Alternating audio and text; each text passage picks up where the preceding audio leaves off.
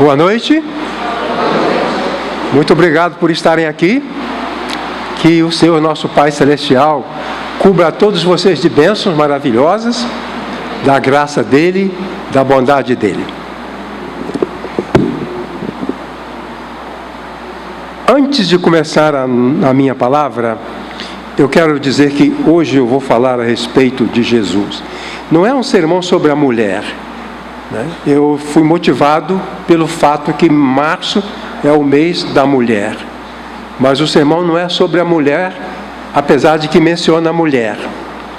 O sermão é sobre o Jesus de quem nos lembramos. E vamos nos lembrar dele no contexto da maneira como ele tratou as mulheres. E eu vou pedir um favor.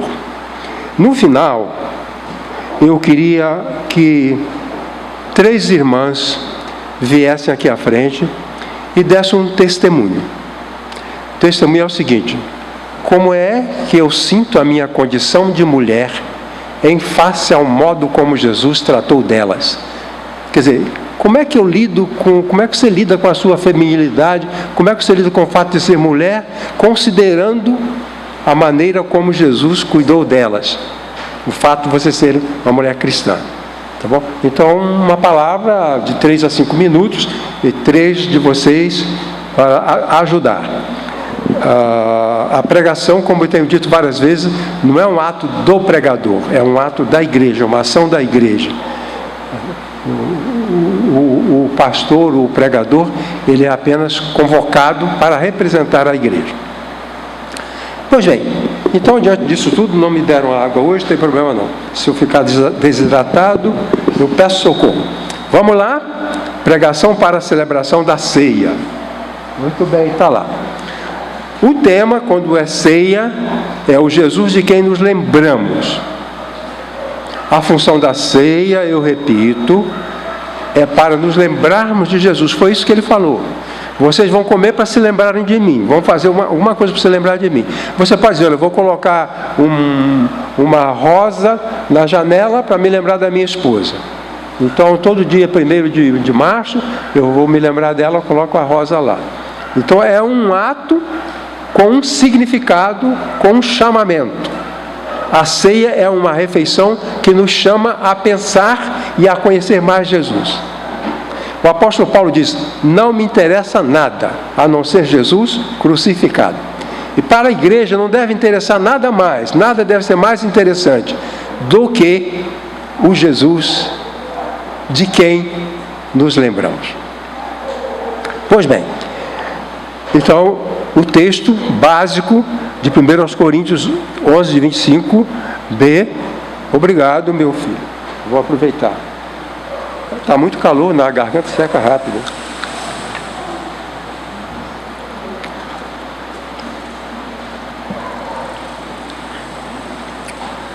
Fazei isso todas as vezes que o beberdes em memória de mim. O apóstolo Paulo, estudando, pesquisando, perguntando, ele descobriu que foi isso que Jesus falou. E o tema de hoje é: o Jesus de quem nos lembramos valorizava as mulheres. O Jesus de quem nos lembramos valorizava as mulheres. E o texto diz assim: aconteceu depois disto que andava Jesus de cidade em cidade, de aldeia em aldeia, pregando e anunciando o evangelho do reino de Deus. E os 12 iam com ele, e também algumas mulheres que haviam sido curadas de espíritos malignos e de enfermidades. Maria, chamada Madalena, da qual saíram 7 demônios, e Joana, mulher de Cusa, procurador de Herodes, Susana e muitas outras mulheres, as quais lhe prestavam assistência com os seus bens. Na sequência, eu vou mostrar alguns fatos da história que relatam o desprezo do ser humano em relação às mulheres. Então é bom lembrar que a mulher, ela não é maltratada e desprezada apenas por homens. né? Eu conheço pessoas doentes mentais causadas pela avó. A avó pode ser uma praga, certo? Pode ser uma praga. Mãe, se você ler um livro chamado Síbil, vamos ver que Síbil era torturada pela mãe. Então, quando a gente fala de maltrata a mulher, não é só do homem. Mulher maltrata a mulher. Lá em Santos, uma mulher mandou matar a colega de trabalho, contratou um bandido para matar a colega de trabalho, para ela assumir o posto na empresa, na empresa que ela queria ocupar. Pois bem, então aqui vamos ver. Primeiro, eu vou mostrar uma coisa muito lindinha para vocês, que vocês vão adorar, que é que as mulheres sem direito à sepultura na época do homem de Neandertal, cerca de 34 mil anos antes de Cristo. Os Neandertais eram uma raça que sumiu, desapareceu da Terra, depois de milhares de anos. E uma característica deles era que, quando morria um homem, eles sepultavam para proteger o corpo. Porque eles não queriam que os bichos devorassem. A razão por que se sepultava as pessoas é para não ser deturpada por animais. Então, quando morria um homem, eles sepultavam para não ser comido pelos bichos. As mulheres não sepultavam, jogavam no mato e os bichos comiam. Então era assim. E eles nunca mudaram, eles nunca melhoraram. Então, esses homens, esse povo de Neandertal, eles têm essa característica. Só sepultavam os homens. Mulher jogava no mato para serem comidos pelos bichos. Você vê que ele é um cara bonitão, né?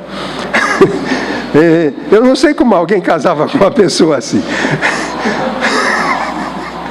Eu não casaria. Tá? Então, quando você ouvir falar do homem de Neandertal, a raça humana de Neandertal, tem outras raças, vários que desapareceram. Vão se lembrar disso. Eles eram muito engraçadinhos, não sepultavam as mulheres. O item 2, mulheres dos patriarcas fora do pacto com Deus. Abraão recebia visita de anjos e falava com Deus. Sara não. Jacó falava com os anjos, falava com Deus. Raquel não. Então, a religião era uma coisa dos homens. Por exemplo, quando Moisés instituiu a religião de Israel, qual era o pacto da religião? Era o pacto da circuncisão. E que mulher não pode fazer, só homens. Então, o pacto da religião de Deus com os homens era só com os machos. As mulheres não tinham esse pacto com Deus, né? Pois bem, terceiro, a circuncisão, olha bem, mutilação de meninas na África. Mais de 200 milhões de mulheres e meninas já sofreram mutilação genital feminina. Claro, se ela é menina, só pode ser feminino. Em 30 países da África. Em 30 países da África. Isso é dado histórico, dado reportagem. Oriente Médio e Ásia, onde a prática ainda é comum. Na Somália, 98% das mulheres e meninas foram submetidas a alguma forma de mutilação, a maior incidência do mundo. Então, através da história, tem tudo isso aí que vai acontecendo. E o quarto, viúvas eram queimadas juntamente com o cadáver do marido na Índia. Homens ricos compravam esposas, geralmente jovens e bonitas. Tinha 5, 6, 8, 15 esposas, tudo comprado. A prática naquela época era o seguinte: a mulher era propriedade. Quando solteira, era propriedade do marido. O marido podia vender, escravizar e matar. É propriedade dele, fazer o que fosse. Então, essa mulher era propriedade do pai. O pai podia vender, aí ela seria propriedade do marido. Era um objeto. Como alguém comprar uma cabra? Nós tínhamos aí um livro, né, Iracema? 35 Janelas para o Mundo. Era um livro maravilhoso que a gente leu, contava histórias do mundo inteiro. Aliás, do mundo inteiro, 35 países do mundo, e contava a história. Depois aquele livro sumiu. Mas o fato é que tinha uma história lá que, falava assim, que contava sobre a feira de esposas no Marrocos. Feira de esposas. Uma vez por ano, os beduínos do deserto se reuniam numa cidade, numa grande praça, e levavam esposas para vender, trocar e comprar. Então passava um dia todinho de negociando esposas. Então o homem gostava mais de uma esposa de 30 anos, mas ele comprou 2 de 15. Então eu te dou essas 2 de 15, você me dá essa de 30, que é experiente, faz bolo, costura roupa, e pega aquelas meninas de 15 não sabem fazer nada. Então faziam isso. No final da feira tinha a xepa. A mulher, as esposas que não foram negociadas ficavam lá. Aí, eu queria mulher que saiba lavar roupa. Eu tenho essa aqui, mas aquela ali, mas aqui. Todas por R$50, pode levar. Então era assim. Feira de mulheres, feira de esposas, não é feira de mulheres, feira de esposas. Porque o homem, ele é proprietário da esposa. O pai é proprietário da filha, o marido é proprietário da esposa. E isso ainda acontece no mundo de hoje. Eu vou pedir no final, como eu falei, que 3 irmãs voluntariamente venham dizer como é que se sente na sua condição feminina em relação ao que Jesus fez pelas mulheres. Eu quero que você depois fale isso para nós.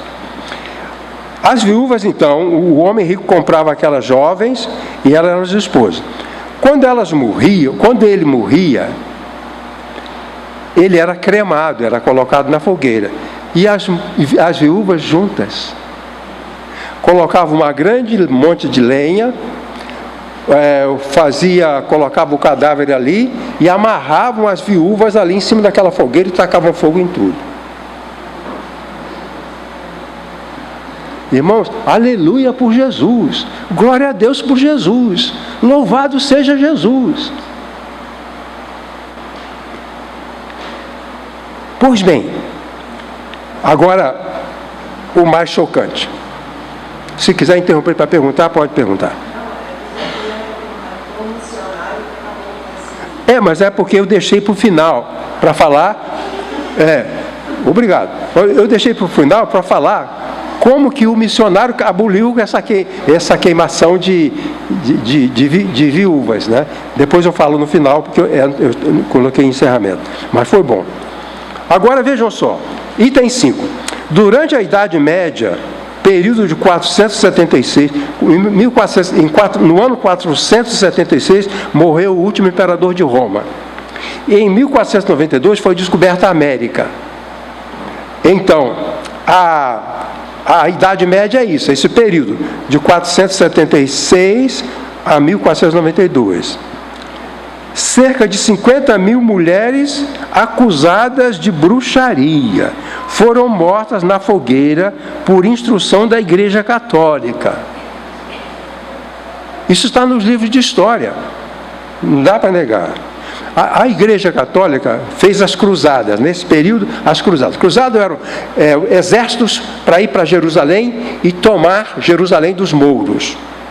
O problema da Igreja Católica era uma atividade religiosa, a juntar exércitos para viajar da Europa para Jerusalém e expulsar os mouros de lá. Houve um tempo, eles não conseguiam. Houve um tempo que alguém falou assim, a gente não consegue vencer os mouros porque nós somos pecadores.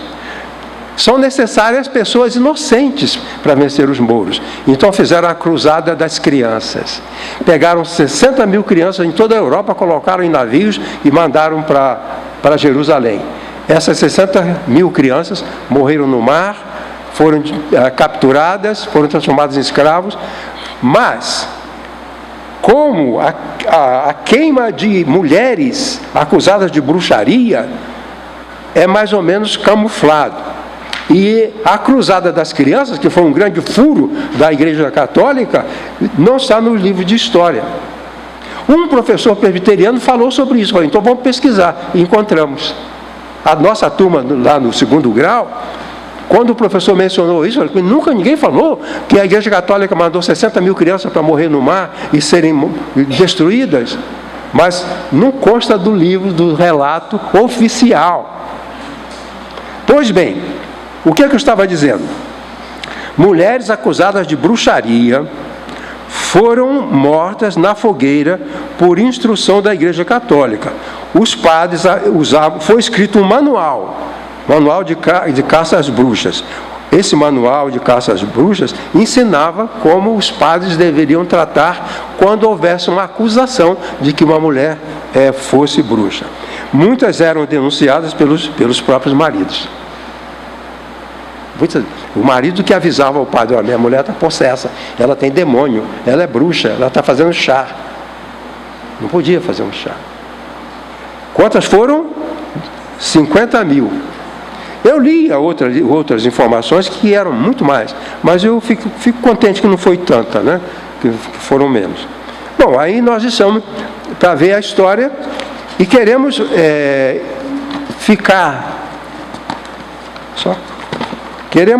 ficar felizes com o Cristo, o Jesus de quem nos lembramos. Ele valorizou as mulheres, não tratou mal as mulheres. Então eu tenho 3 argumentos sobre isso. Primeiro, vamos lá. O Jesus de quem nos lembramos valorizava as mulheres pelo acolhimento. Ele acolhia. O texto diz assim: e também Jesus está fazendo um trabalho de aldeia em aldeia, cidade em cidade, com os discípulos, 12 apóstolos, sua equipe de trabalho, mais mulheres. A equipe oficial era Jesus e os 12 apóstolos, mais mulheres, juntas, na missão. Pois bem, o texto então diz que essas mulheres estavam juntas com Jesus e com os 12.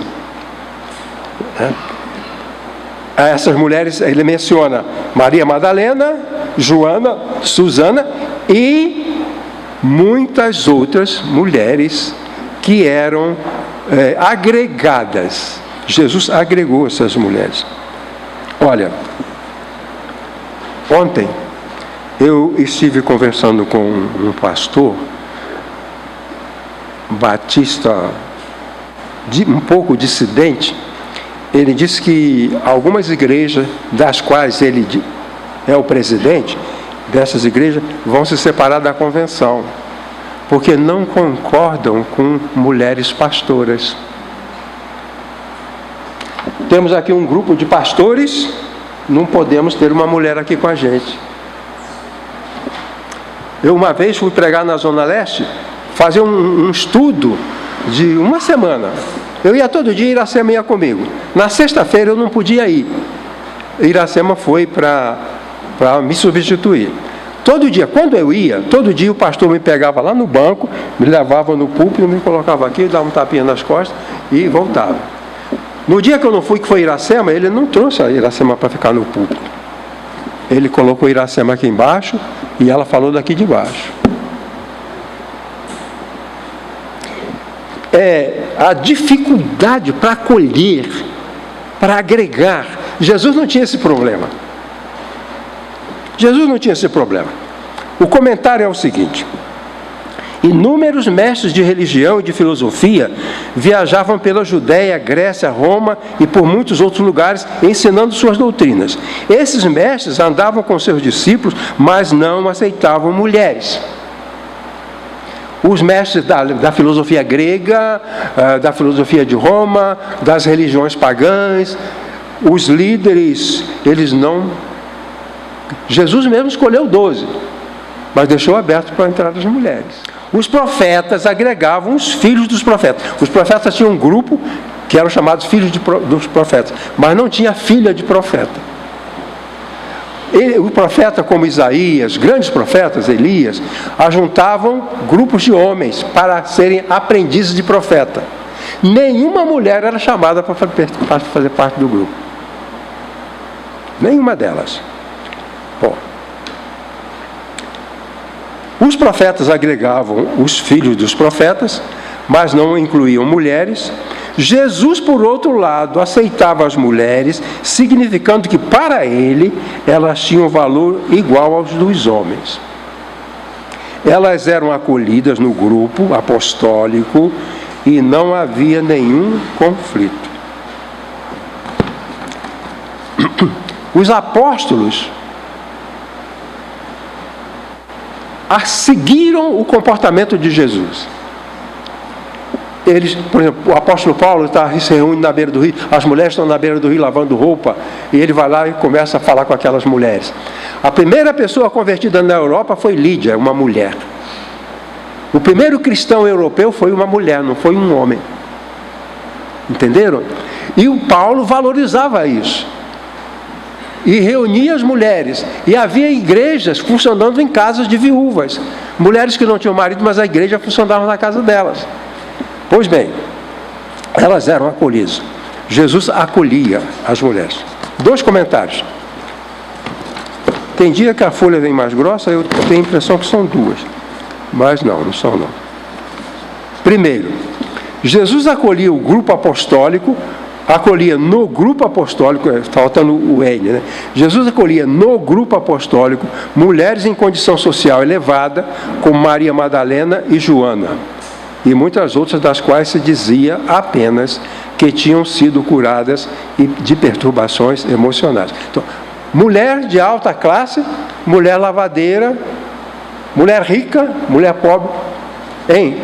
Essa aqui tem pós-doutorado, essa aqui não é alfabetizada. Minha mãe nunca foi alfabetizada, mas ela era incluída, ela também falava, ela também testemunhava, ela também pregava, ela também orava, ela também visitava pessoas.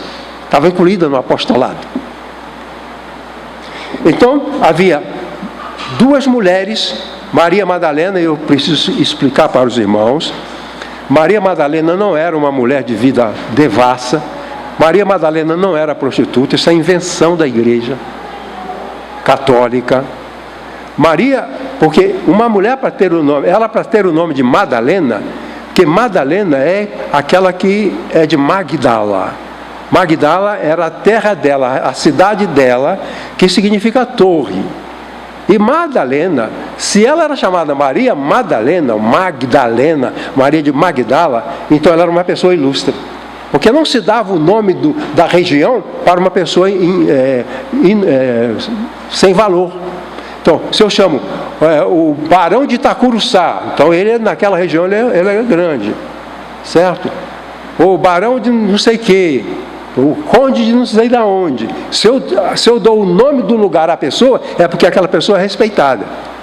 Ninguém ia dar o nome de uma prostituta o nome da sua cidade para uma prostituta. Então, Maria Madalena era uma mulher esclarecida, uma mulher inteligente, era alfabetizada, porque as mulheres não eram alfabetizadas. Maria Madalena era alfabetizada, ela conhecia a escritura, as mulheres, geralmente não sendo alfabetizadas, não conheciam as escrituras. A alfabetização era feita com a lei. Era estudando a Bíblia que as crianças se alfabetizavam. Então, as mulheres não eram alfabetizadas, portanto, não conheciam a lei. Mas isso não interessa, elas são importantes. E Jesus, então, convida essas mulheres. Madalena era um caso à parte, porque algumas se rebelavam, como a Laila, né, que levou até um tiro, mas ela se rebela, ela quer buscar o conhecimento. E ela, então, buscou esse conhecimento. Mulheres da nobreza, que foram, no caso, Maria Madalena, na minha opinião, Maria Madalena era portadora de um transtorno de humor. Como hoje em dia nós chamamos de transtorno bipolar, é a pessoa que altera o seu comportamento de tal forma que os outros pensam que ela está com demônio. Não é. Ela altera o seu comportamento por uma doença. Por uma doença. Né? Mas ela não é aquilo. Ela se perturba e na perturbação ela usa algum comportamento que nós temos dificuldade de aceitar que ela é aquela mesma. Então começamos a dizer que ela está com demônio. Então Maria Madalena foi acusada disso. Mas ela era uma mulher nobre, uma mulher ilustre. Jesus falou: vem cá, você que sabe muito, você que sabe a lei, você que tem dinheiro, vem para o grupo. Você que não tem dinheiro, vem para o grupo. Porque Jesus suportava críticas por aceitar mulheres nas suas viagens, e isso aconteceu em relação à mulher pecadora de Lucas 7, é outra pessoa. Em Lucas 7 fala de uma mulher que foi a um jantar em que Jesus estava, e essa mulher chegou por trás, porque as pessoas se deitavam com os pés para trás. E geralmente as pessoas precisavam de cuidados nos pés, porque o terreno era duro, a terra era quente, queimava os pés. Qualquer pessoa naquela ocasião ia receber bem um cuidado nos pés. E essa mulher quis fazer um gesto de bondade. Ela tinha uma gratidão por Jesus. Então ela, vou cuidar dos seus pés, Jesus. Vou passar aqui, trouxe um óleo para passar nos seus pés. E o fariseu começou a criticar. Disse: Jesus não é profeta. Se ele fosse profeta, sabia que essa mulher é indigna. Jesus entendeu, falou para ele: olha, ela está fazendo isso porque ela foi muito perdoada. Quem muito foi perdoado, muito ama. Agora, você nunca foi perdoado, então você nunca lavaria os meus pés. Entendeu? A outra, Maria, irmã de Lázaro, derramou óleo, perfume em Jesus e foi criticado. Mestre, o que essa mulher está fazendo? Né? Ela está maluca? No meio da reunião, no meio do jantar, ela vem e começa a jogar perfume em Jesus. E Jesus falou assim: ela fez uma boa coisa, ela praticou uma boa ação. Na crítica, Jesus defende Maria e explicou: ela sabe que eu vou morrer. Esse perfume é o perfume para os cadáveres. As mulheres guardavam aquele perfume para momentos especiais. Então era o perfume para quem vai morrer, e ela antecipou. Jesus falou: ela antecipou. É o presente ideal para mim. Daqui uns dias eu estarei sendo morto. Eu sou um pré-cadáver. E ela já está me preparando. Que mulheres maravilhosas, que percepção! Alguns lugares tentaram mostrar que o cérebro da mulher é menor, por isso ela é menos inteligente. Isso é besteira, isso é bobagem, né? Hoje em dia as pessoas fazem quimioterapia e são curadas de câncer. A mulher que descobriu a radioatividade era uma mulher simples, Maria Curie. E aquelas mulheres famosas matemáticas, que os cientistas não sabiam como resolver um problema matemático, e chamaram essas mulheres, 3 mulheres, que alavancaram o progresso da ciência, porque elas foram lá e resolveram problemas matemáticos que aqueles cientistas não sabiam resolver. E elas ficaram famosas por causa disso. Então, Maria sabia o que estava fazendo. A mulher pecadora, colocamos entre aspas, sabia o que estava fazendo. E Jesus acolheu essas pessoas. Maria,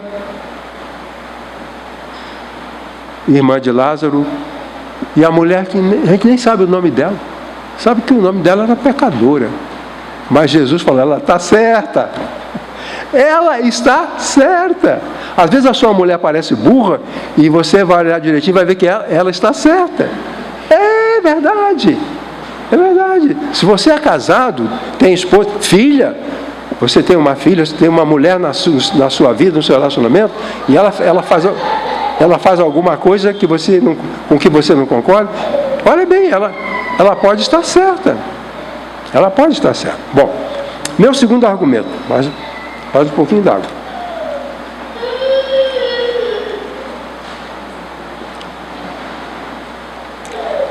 O Jesus de quem nos lembramos valorizava as mulheres cuidando delas. Não é só acolher e deixar morrer. Entendeu? Não é só acolher e deixar morrer. Ele cuidava delas. O texto diz assim: haviam sido curadas de espíritos malignos e de enfermidades.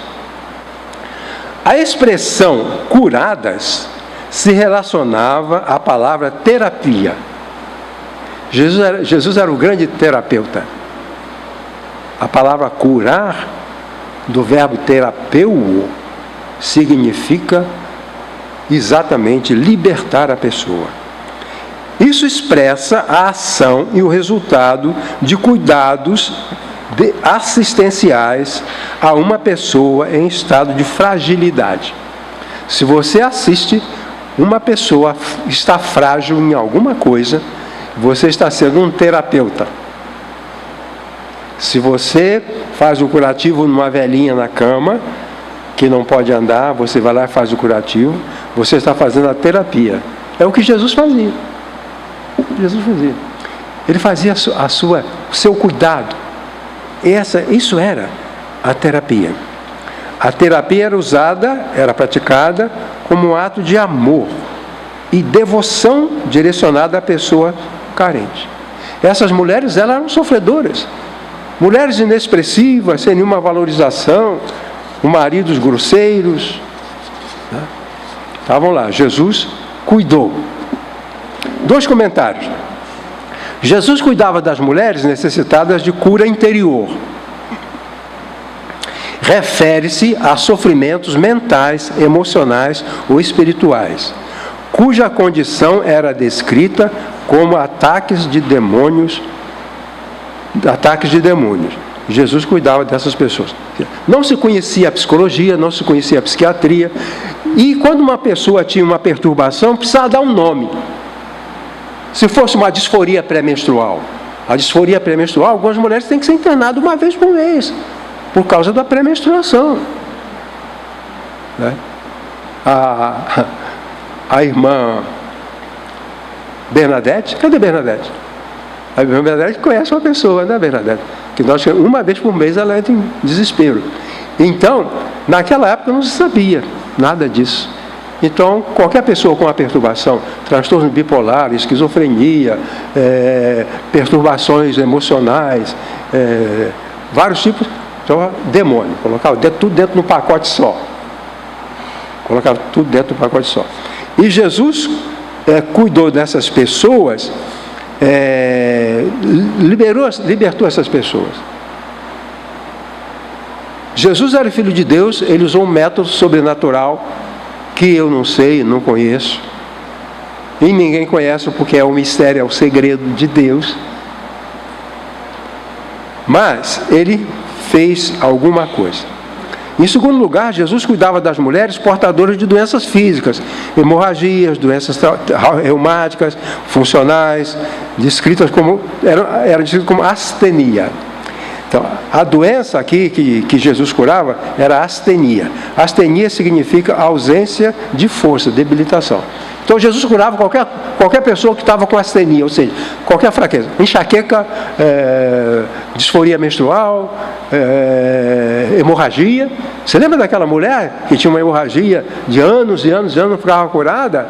E ela não podia sair em público, porque a mulher com hemorragia não podia sair em público. Ela era impura. O sangue, pela lei de Moisés, era impuro. E aquela mulher não podia sair em público. Mas como é que ela vai ser curada se ela não pode sair em público? Não vai ser curada nunca. Ela violou. 2 coisas que ela fez que ela não podia. Primeiro, sair em público com hemorragia. Não podia.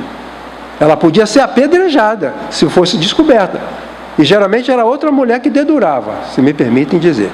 Olha, chamava o rabino lá e falava que tinha uma menstruada ali no meio. E o que ela fez? Ela cometeu um delito por sair à rua menstruada e cometeu outro delito porque ela encostou em Jesus. Não podia. Os mestres tinham uma faixa, que chamava orla. Aquela faixa, esse homem é intocável. Então, a pessoa é como andar com crachá, e que toda mulher que olha, ele é intocável, porque ele é mestre. Então, ela sabia. E o que ela fez? Tocou exatamente na área de proibição. O que Jesus fez? Ele não disse, você está errada, eu sei que você está aqui, sei que eu levo seu estado, Jesus sabia, eu sei que está errado, você não tem o direito de tocar em mim. Não falou nada disso. Ele curou a mulher sem ninguém saber e falou assim, de mim saiu virtude. Por que ele expôs a mulher? Para libertá-la. Agora todo mundo sabe que ela pode andar onde ela quiser. Jesus está autorizando. É porque ela foi saindo de mansinho, né? Ela queria sair, ficou curada, percebeu, queria sair de mansinho, Jesus não deixou. Vem cá, todo mundo precisa saber, você tem direito de entrar na sinagoga, você tem direito de ir à igreja, você tem o direito de ir ao mercado, você está curada. E tem mais, o mestre sou eu é que digo o que você precisa fazer. Jesus era assim com as mulheres. Agora, por que nós, homens e mulheres, tratamos as mulheres de forma desprezível? Por quê? Bom, o nosso dever é cuidar. Pastor Edson se lembra, nós tínhamos aqui um moço que veio de Angola. Ele veio para estudar teologia. Ele estava estudando teologia. A irmã dele também veio de Angola para estudar. E ela estava fazendo um curso e ele estudando teologia. E os dois eram membros dessa igreja. Um dia, ele espancou a Maria. Certo, pastor Edson? Certo? Eles moravam numa casa cujo aluguel a gente pagava. Os vizinhos responsabilizaram a gente. Por causa da bagunça que o rapaz fazia lá. Felizmente não lembro o nome dele, é bom. Ele criou problema. Chamaram a polícia, não foi? Chamaram a polícia, ele espancando a mulher. Se preparando, fazendo doutorado em teologia para ser professor de teologia em Angola. Aí eu fui falar com ele. Ele veio falar comigo, né? Falei que ele, mandei o recado para ele falar comigo. Eu falei, eu soube que você espancou a Maria. Maria era a irmã dele. Ele falou, eu sou responsável por ela. Os meus pais colocaram a Maria sob minha responsabilidade. Nós viemos para o Brasil e eu sou responsável pelo comportamento dela.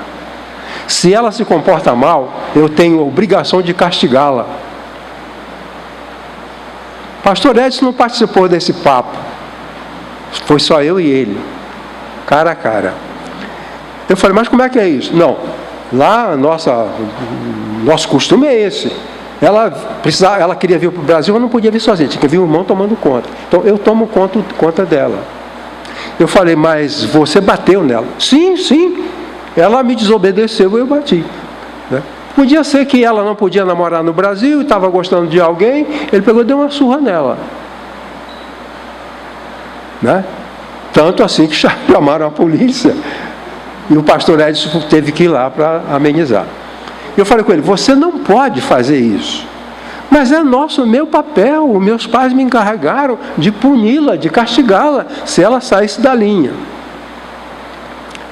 E eu falei, olha, você não pode ser membro desta igreja. Você não pode.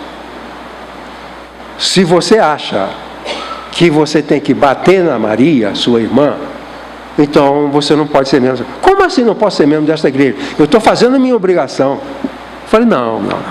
Você pode achar que está fazendo a sua obrigação, mas membro dessa igreja batendo na sua irmã, você não vai ficar. Eu falei, então eu tenho que ir embora. Eu falei, exatamente, tem que ir embora. Soube notícia depois? Não, nunca mais soube a notícia dele. É isso, não pode. Jesus não está errado. Está errado. Não pode fazer isso. Meu último argumento para encerrar.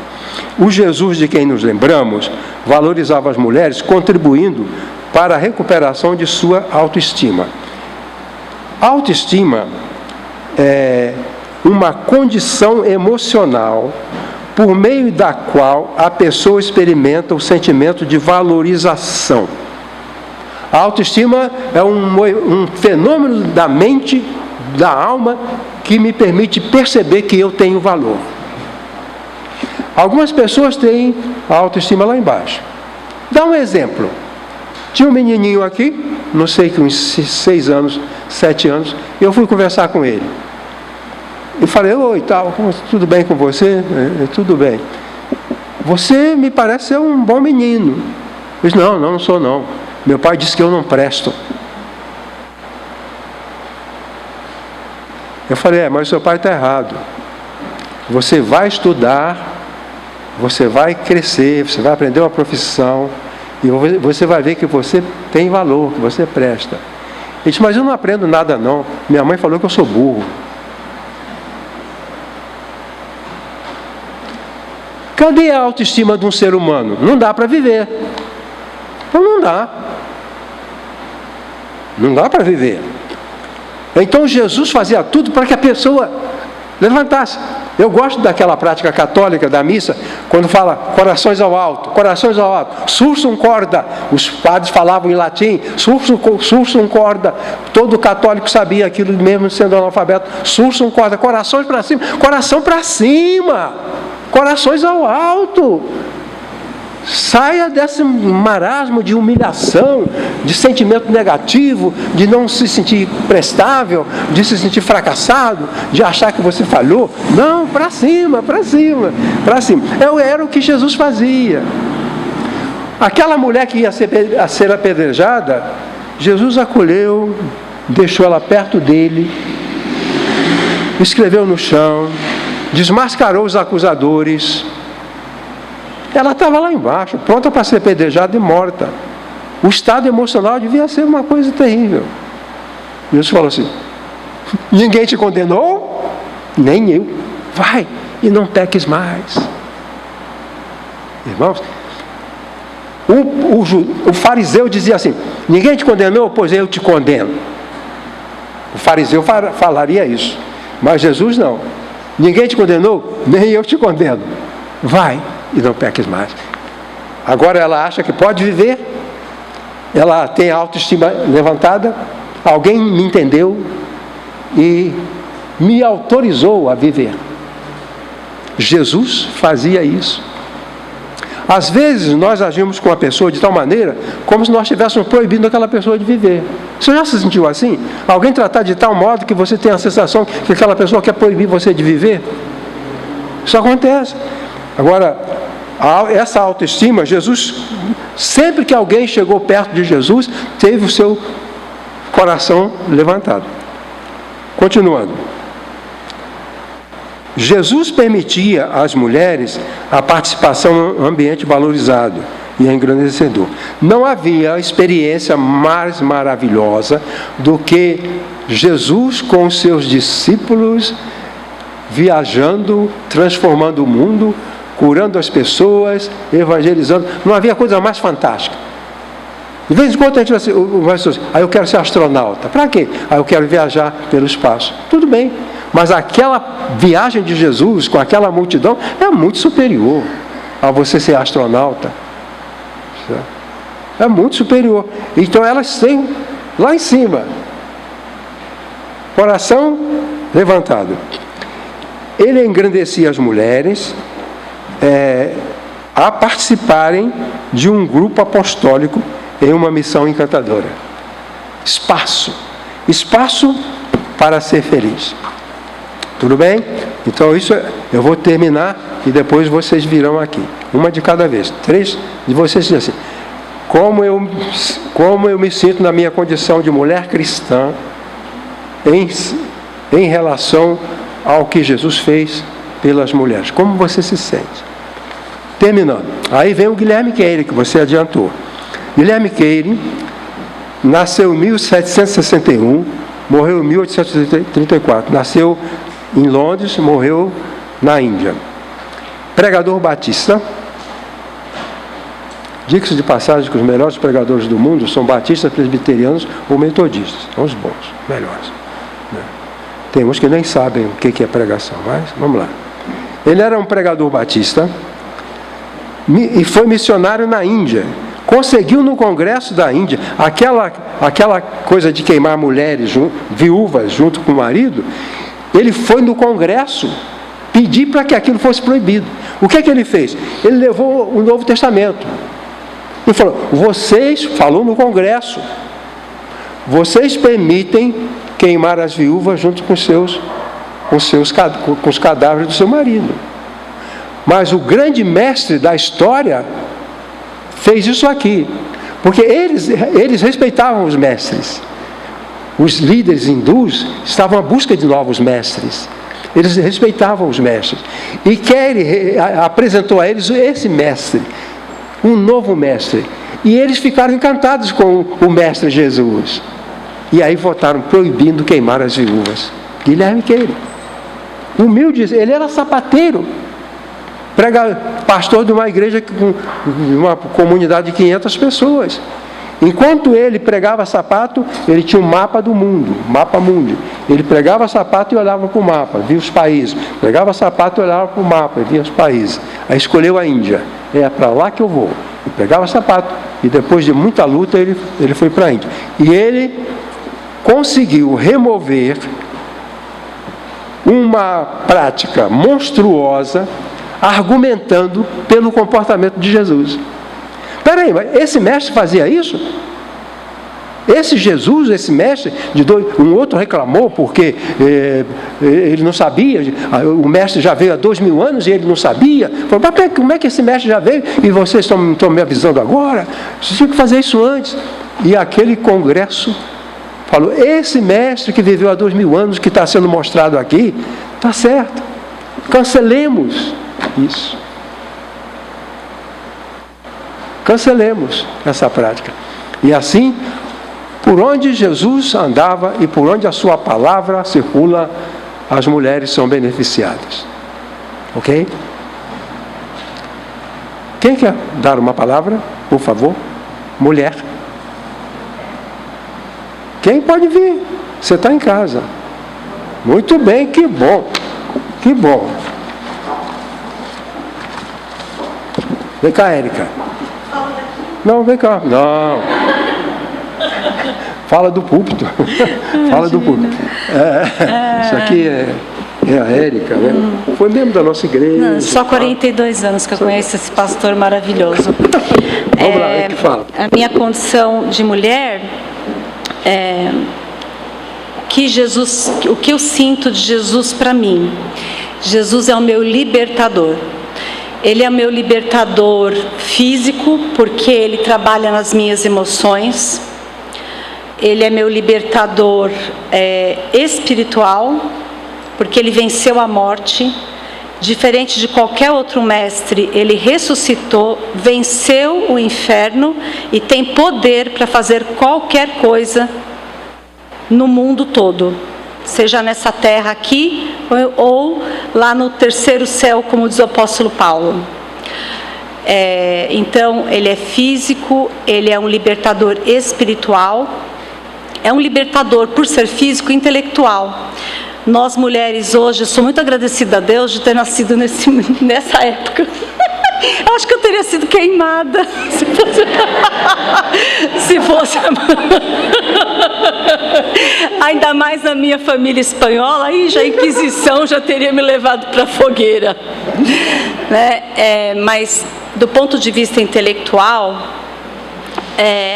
desde pequena eu aprendi que a gente tem possibilidade de se expressar, de aprender. O conhecimento, ele é libertador, né? Porque a Bíblia fala, conhecereis a verdade e a verdade vos libertará. Então o nosso mestre Jesus, o nosso libertador, a história dele está toda contada na Bíblia. Então não tem...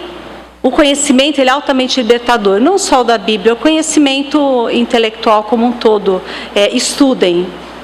Quanto mais a gente estudar, melhor vai ser para viver nesse mundo, né? A gente tem mais condições de argumentar, de se posicionar, de procurar respeito e tudo mais. Mas o grande faceta, acho que é a liberdade espiritual. Porque você pode ter tudo nesse mundo, mas se sua alma for cativa, então você não tem nada. Você é servo. E nós somos chamados para a liberdade em Cristo. E para mim, me conhecer como uma mulher que tem condições de saber, de ter plena certeza de que eu não vivo só para essa terra, que meu tempo aqui é muito curto, eu vivo para aquilo que vai acontecer depois. Então a minha condição é assim: tem um libertador que me cuida nessa vida, e na vida futura ele vai me receber quando eu passar dessa vida. Mas é um libertador, e não tenho nenhuma dúvida. Para homens e mulheres. Nós outras mulheres.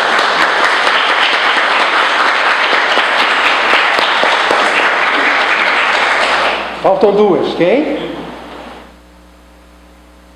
Você não, Maurício. Ah, muito bem, a Silvia.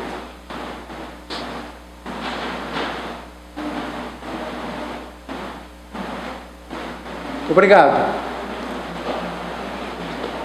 Bom, desde pequena, minha mãe fala do amor de Deus para mim.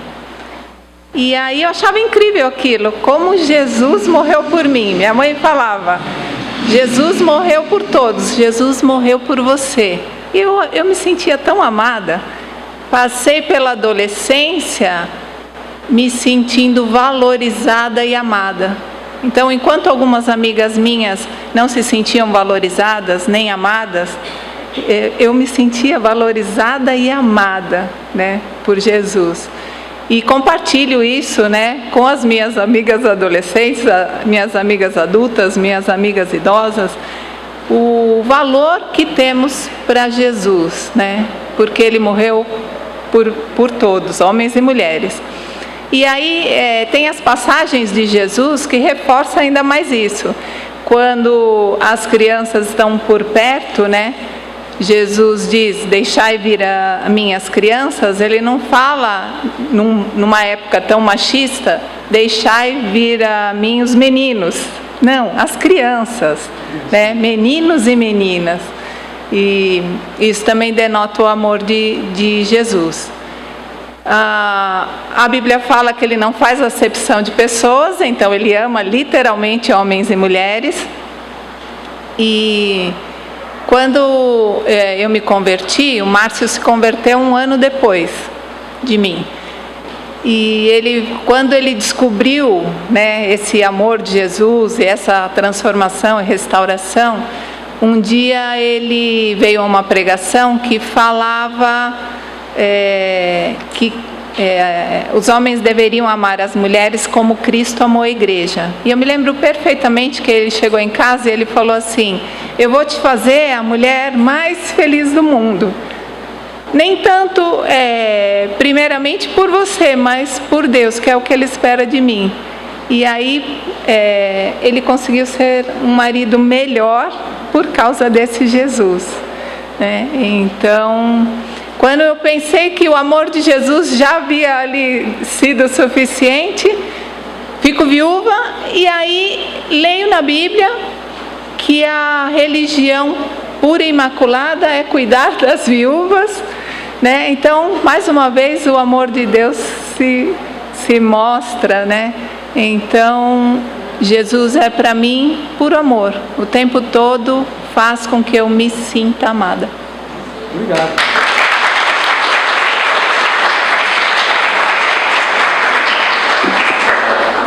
E agora, quem vem? Vamos lá?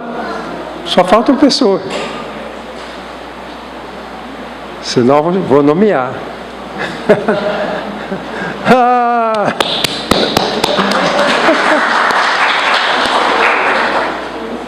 Obrigado, querida irmã.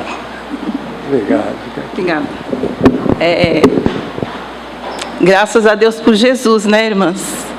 Graças a Deus pela graça dele que tem nos alcançado, né? Ainda bem que nós vivemos no tempo da graça, né? Então, todas as mulheres que foram a Jesus na época que ele esteve aqui na terra, pedindo socorro, né, de algum problema que elas estavam atravessando, ele nunca dispensou. Ele sempre atendeu, sempre socorreu. Ele continua fazendo isso por mim e tenho certeza que está fazendo por cada uma de vocês. Todos os dias Ele cuida de nós, né? Ele nos dá paz, Ele ouve as nossas orações, Ele nos cura. Então, para mim, é tudo de bom servir a Jesus. Eu agradeço todos os dias a minha vida por pertencer a Jesus, por um dia eu ter entregado a minha vida a Jesus desde criança, né? A minha família ter conhecido a Jesus. Eu me sinto em paz, não é? Jesus é aquele que não faz acepção de pessoas, não é? Hoje em dia as mulheres, a gente vê nas redes sociais, né, muitos xingamentos, falta de respeito, não é?